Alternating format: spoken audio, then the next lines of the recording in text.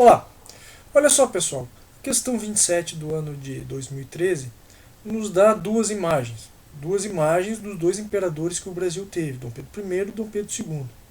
E essas imagens retratando ambos os imperadores têm um objetivo.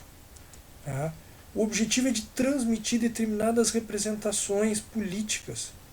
O que isso quer dizer? Quer dizer o seguinte, que ao longo do tempo nós nos afeiçoamos, ou pelo menos nós nos acostumamos a ter na memória imagens respectivas para cada um desses governantes.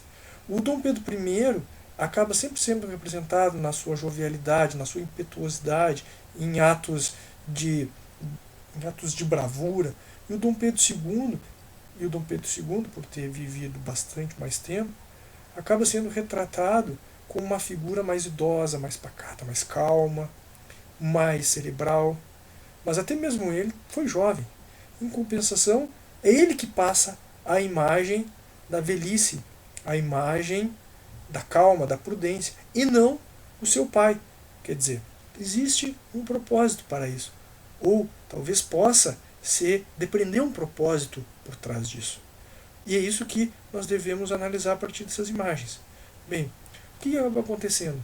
O Dom Pedro I, em um momento contundente, onde se buscava romper os laços com Portugal, serviu de figura icônica, ou seja, serviu de um emblema que unificasse os interesses de províncias muitas vezes rivais, que muitas vezes possuíam interesses diferentes, mas que em um dado momento, em função de um interesse comum, se uniram em torno de uma figura.